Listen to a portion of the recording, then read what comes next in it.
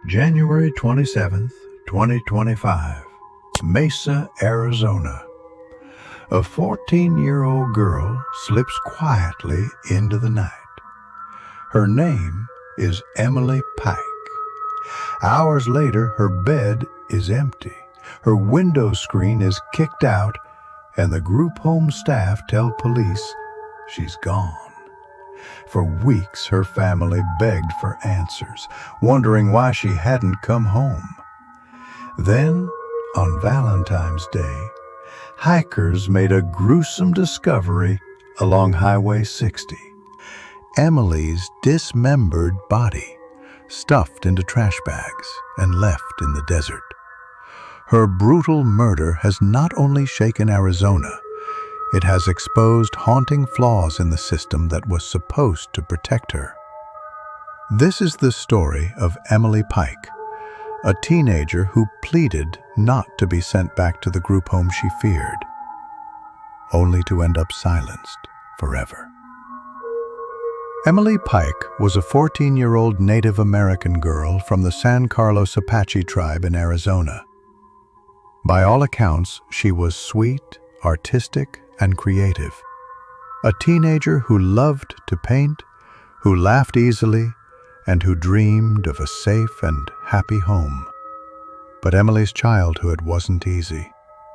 She grew up facing instability, challenges in her home environment, and, tragically, had been a victim of...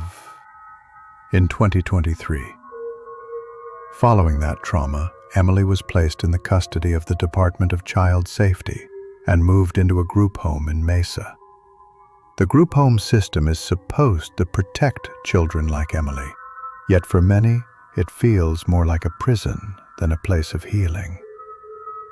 Emily ran away, not once, not twice, but 4 separate times. Each time she made it clear she didn't want to be there. She begged to go home to her family. She told officers flat out, "I'm not going to that f***ing group home." Come with me, okay? No, I don't want to go back. I know. Let's talk, okay? No. It's okay. Hey, Mom. it's okay. You're not in trouble, okay? No. It's okay. I don't want to go back to that, Hey, please. hey, Emily, I need you to come with me, okay? Hey, And yet every time, hey. she was returned. Her uncle, speaking to reporters later, said, "Emily just wanted to be home. She was scared, and nobody listened." This repeated cycle of escape attempts reveals something chilling. Emily was not just running away randomly. She was trying to escape a system she felt trapped in. January 27th, 2025, just after dusk. At around 8 p.m., staff at the group home noticed Emily was missing. They found the gate unlocked and a bedroom window screen kicked out. They reported her as a runaway. Police were called, but as in her previous escapes, it was treated as just another incident. Emily was logged as a habitual runaway. But what makes this night stand out is that she never came back. In body cam footage later released to the public, Emily can be seen running near a canal in Mesa. An officer followed her, calmly pleading with her to stop. In the footage, Emily yells out, "I don't want to go back. I just want to go home." Those words would become haunting in retrospect. Her desperate plea, captured on video, ignored by the very system designed to protect her. In the days after, the group home staff went back to their routines. Police filed standard paperwork. And Emily's family, living more than 100 miles away on the San Carlos Apache Reservation, weren't immediately told that she was gone. It wasn't until days later that they received the devastating news. Emily had disappeared again.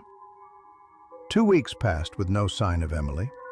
Then on February 14th, 2025, Valentine's Day, two hikers walking along Highway 60 near Globe, Arizona, made a horrifying discovery. Trash bags were scattered in the brush, and inside were human remains. Investigators soon confirmed the body belonged to Emily Pike. Emily had been beaten, suffering blunt force trauma to the head, and then dismembered. Parts of her body were missing. Most disturbingly, her hands were never found. Her body was stuffed into multiple trash bags and left off the side of the road. It was a crime so brutal, so calculated, that investigators immediately declared it one of the most horrific child homicides Arizona had ever seen. Police searched the area for additional evidence. DNA samples were taken from the trash bags. One piece of forensic evidence stood out. Whoever killed Emily had tried to erase her identity, dismembering her body, removing her hands. But they failed. DNA testing confirmed it was her. For Emily's family, Valentine's Day will forever be remembered not as a holiday of love, but as the day they learned their little girl had been murdered. The investigation quickly grew beyond Mesa Police. Because Emily was Native American and the crime crossed into tribal lands, the FBI, Bureau of Indian Affairs, and multiple Arizona law enforcement agencies became involved. Authorities revealed that 3 suspects were being questioned. However, no arrests have yet been made. A reward fund was launched with over $300,000 offered for information leading to an arrest. Despite this, the case remains unsolved. And here's where the story deepens, not just into the crime itself, but into the failures of the system that surrounded Emily. Emily's death highlighted the troubling flaws in Arizona's child welfare system. First, the group home.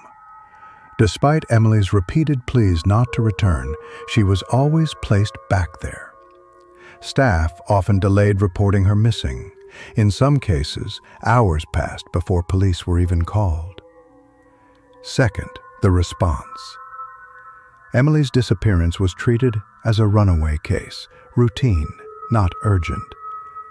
No Amber Alert was issued. She was logged as just another troubled teen, not a child in real danger. Third, communication failures. Her family was not told she was missing for days. By the time they knew, valuable search time had already been lost. And fourth, systemic neglect of Indigenous youth. Native American children are disproportionately placed in foster and group homes, and cases of missing Indigenous people are too often ignored or downplayed. Her case became a rallying cry, a symbol of how Indigenous lives are devalued and how vulnerable children fall through the cracks. After Emily's death, grief rippled through the San Carlos Apache Tribe. Vigils were held. Memorials built along Highway 60 became gathering places for prayers, songs, and demands for justice. Her uncle told reporters, "She was our daughter, our niece, our friend. And we're here to tell you that she mattered." Community members painted murals and posted her photos alongside missing and murdered Indigenous women campaigns, linking Emily's story to the larger crisis.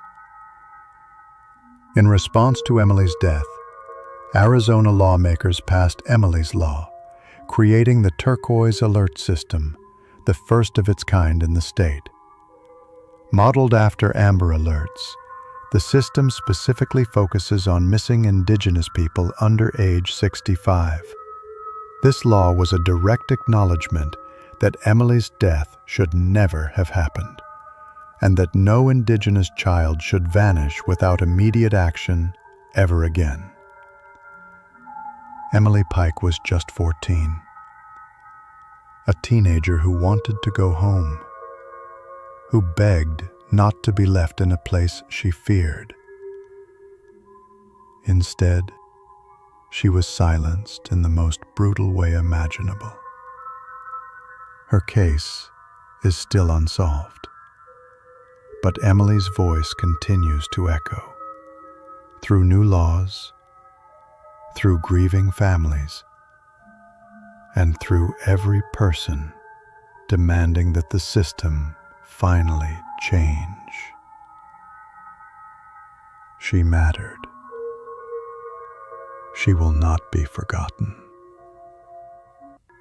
If you have any information about the murder of Emily Pike, please contact the FBI or local authorities. Thank you for watching. If you want more true crime stories that shed light on hidden injustices, subscribe and stay with us for more.